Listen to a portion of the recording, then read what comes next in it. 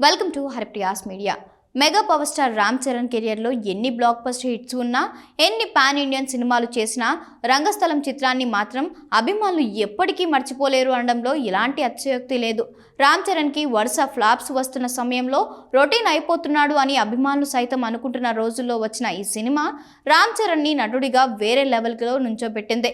ఈ సినిమా తర్వాత రామ్ చరణ్ విలక్షణ నటుడిగా, తండ్రి మెగాస్టార్ని మించిన తనయుడిగా అభిమానుల చేత అనిపించుకున్నాడు. ఈ సినిమాకి బలమైన ప్రయత్నం చేసి ఉంటే రామ్ చరణ్కి ఉత్తమ నటుడిగా నేషనల్ అవార్డు కూడా దక్కి ఉండేది.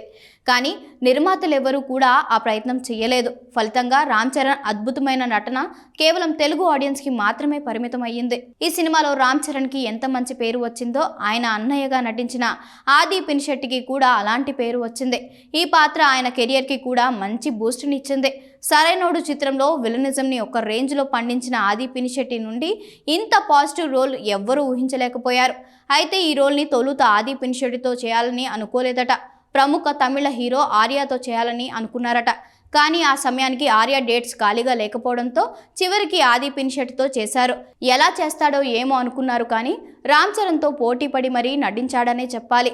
ఈ సినిమా విడుదల తర్వాత అద్భుతమైన రోల్ని మిస్ అయినందుకు ఆర్య చాలా ఫీల్ అయ్యాడట.